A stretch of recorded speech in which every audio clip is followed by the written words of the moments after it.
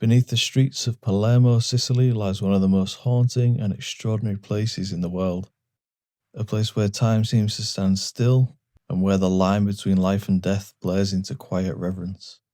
Join me in the Capuchin crypt of Palermo, a subterranean world that holds over 8,000 mummified bodies, preserved not for horror, but for remembrance.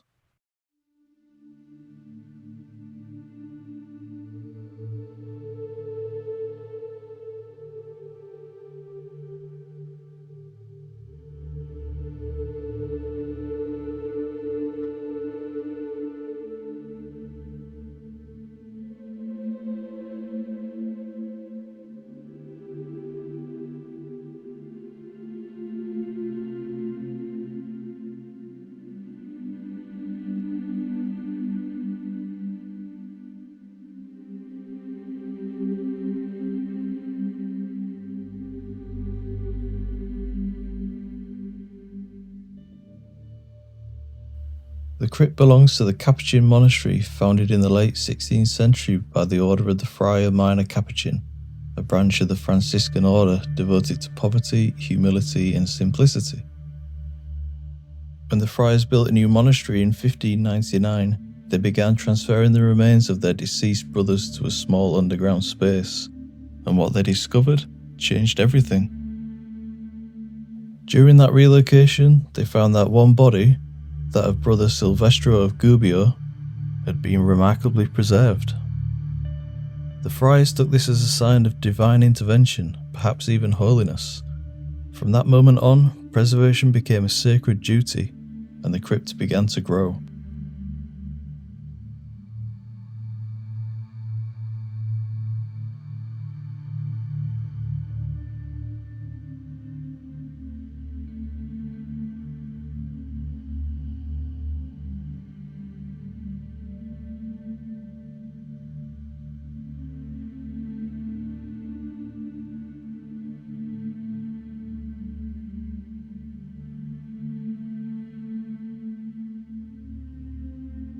In one quiet corner of the Capuchin Catacombs, the air feels different. Here, among the long corridors of friars and nobles, rests the most tender and heartbreaking collection of all, the Children's Gallery. Tiny figures dressed in delicate lace or simple cotton gowns lie in small niches and cradles, as if still waiting to wake up from sleep. Their parents once came to visit them here, bringing flowers or replacing a ribbon. In centuries past, when illness and hardship claimed many young lives, these preserved bodies became symbols of faith and endurance. Each one represents not just loss, but a family's longing to hold on, to believe that the soul of a child never truly fades.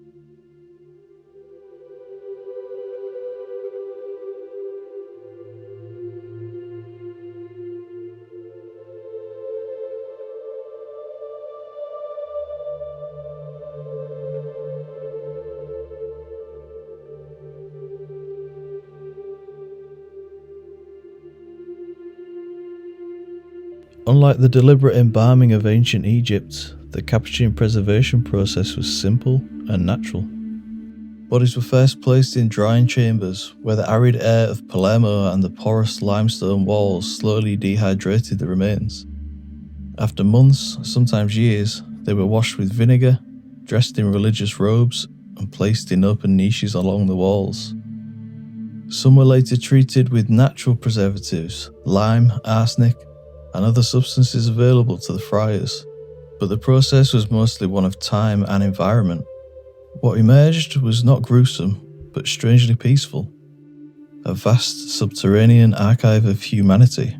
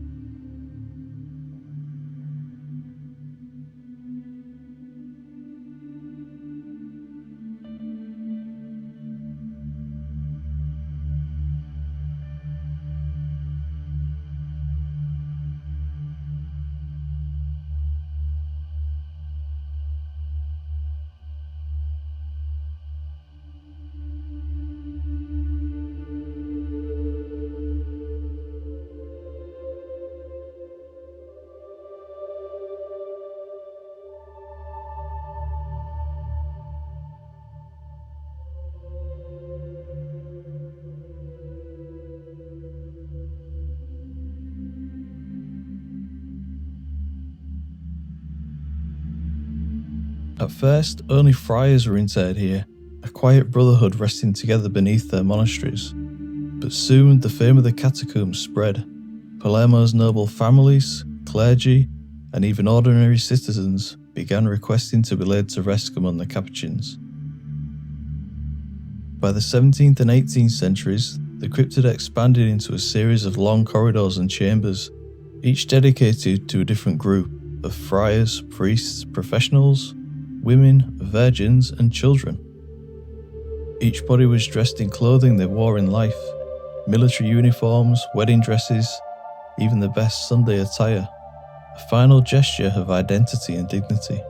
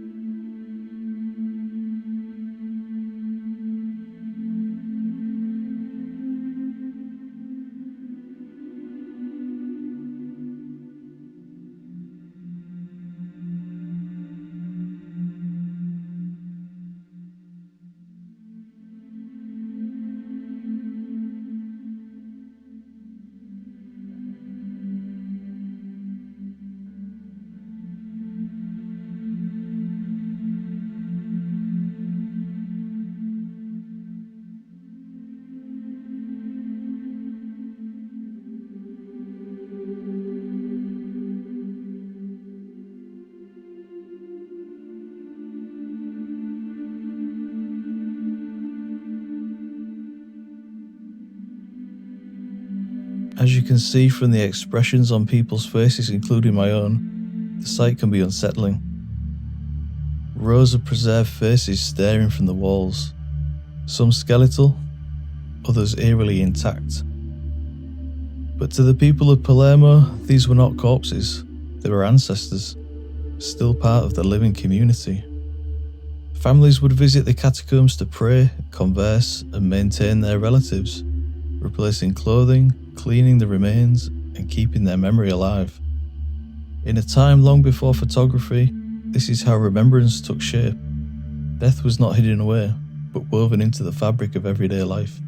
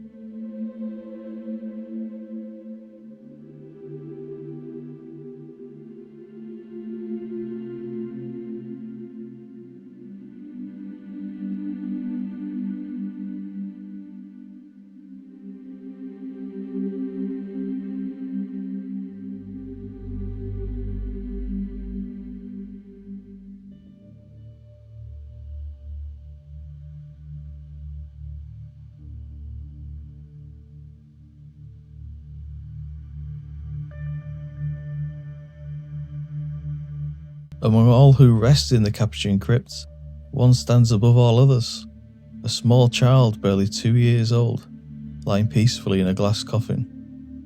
Her name was Rosalia Lombardo. She died in 1920 of pneumonia, and her father, grief-stricken, sought the help of Alfredo Salafia, a Sicilian embalmer renowned for his secret preservation techniques. Salafia's formula?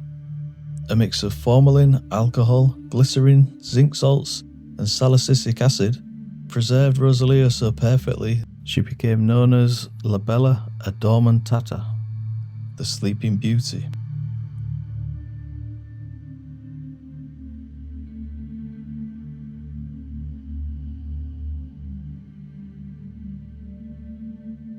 Even today, more than a century later, her face appears serene, her skin almost lifelike.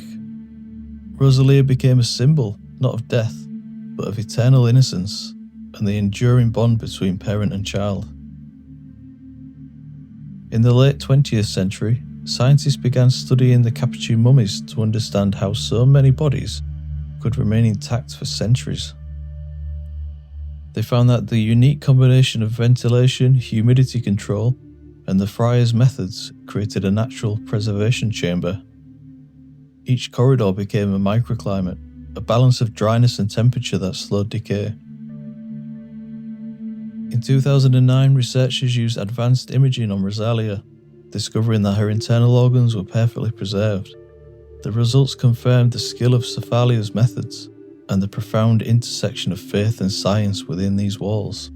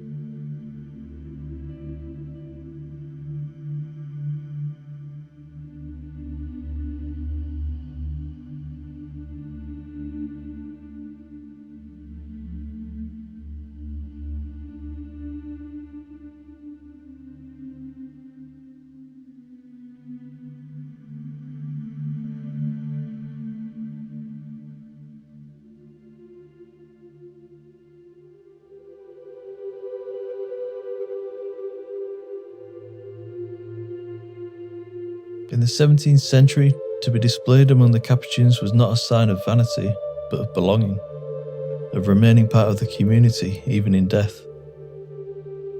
Each preserved body, each silent face tells a story of status, devotion, and hope for eternity. For the people of Palermo, death was not the end, it was continuity, an unbroken thread that bound generations together. But the Capuchin crypt also raises deep questions. Is it right to display the dead so openly? Can reverence coexist with curiosity or tourism? Today, the friars and cultural authorities in Palermo strive to balance preservation, respect, and education. Restoration projects are conducted with ethical oversight, and visitors are reminded that this is not a spectacle but a sacred place. A silent archive of souls who once lived, loved, and died in the same city that surrounds them. The Capuchin crypt is more than a burial site, it's a mirror, reflecting how humanity has faced the inevitable through faith, ritual, and remembrance.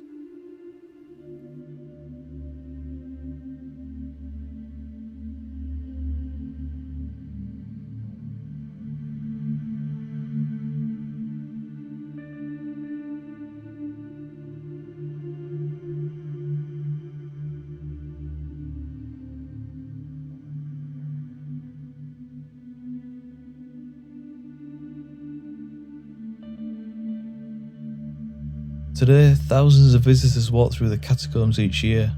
They lower their voices instinctively, sensing the weight of time pressing in from every side. It's impossible to stand here and not think about mortality, about what it means to be remembered or forgotten. The Capuchin friars built a place that refuses to let memories fade. Their work was not about denying death, but about accepting it as part of the human story. One chapter in a larger eternal book.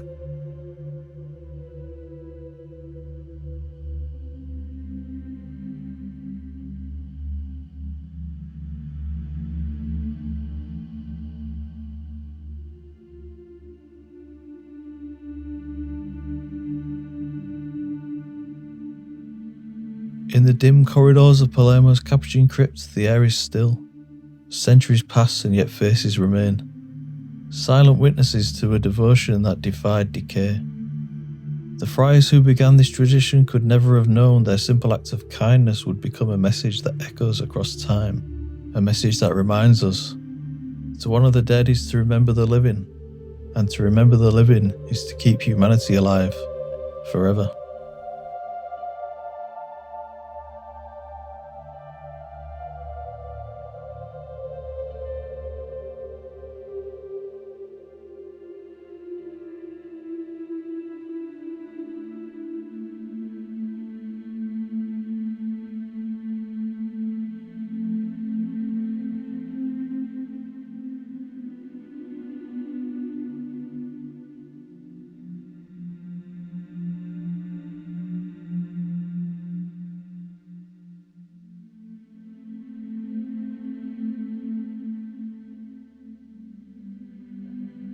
Towards the end of my tour, surrounded by centuries of the dead, I felt a weight that I hadn't expected.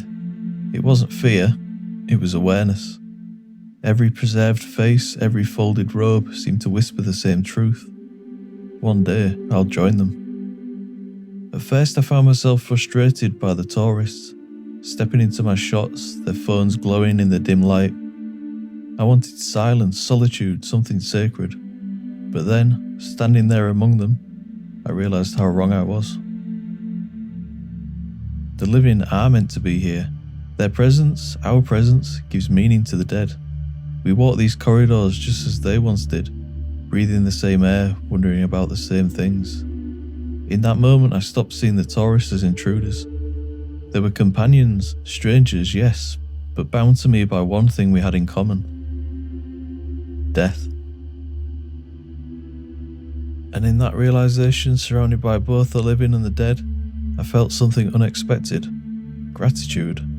Grateful to be here, alive, and to share this brief, fragile moment of existence with everyone who has ever walked these halls, and everyone who ever will.